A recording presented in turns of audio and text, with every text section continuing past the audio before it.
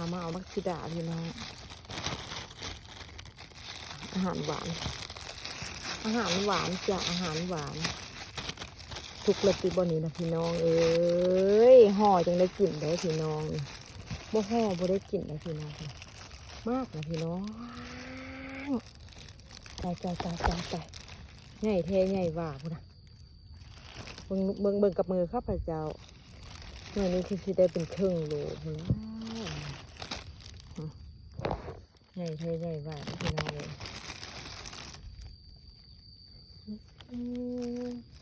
ได้แล้วเนาะนี่เนาะพี่น้องเนาะบุเด็ดกับบุได้ได้มันถึงเวลาเด็ดแล้วสุกละพี่น้องจะแซ่บ เบิ่งดูสิเด็ดให้เบิ่งโอ้โหคุณนะพี่น้องมักซิดาเบิ่งต้นเพิ่นต้นกับมาห้องมาแห้งกับพอได้กินพี่น้องแต่หน่วยนี่ดีวะจะครึ่งโลคุณกำลังตึบจะไม่สิสั่งให้เบิ่งด้วยพี่น้องเป็นหลายอยู่พี่น้องมักซิดาข้าพเจ้า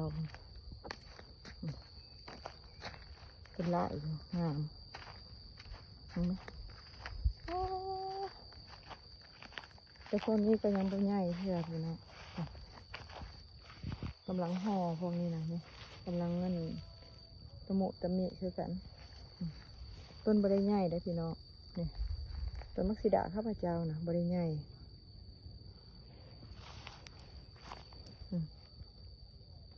ใส่ฝุ่นอยู่เลยบางฝุ่นเพิ่น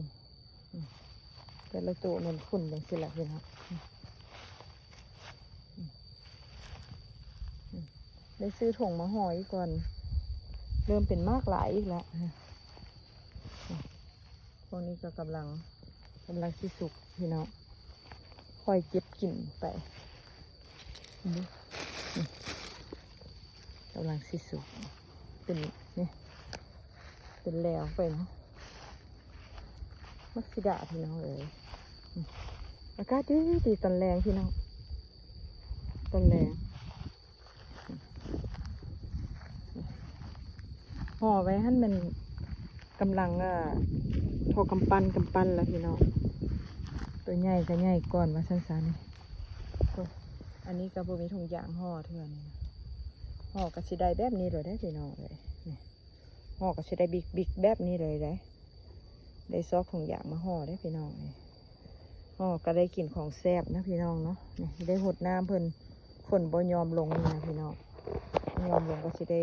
หดน้ำสลับว่ามันเป็นแล้วไปพุ่นละพี่น้อง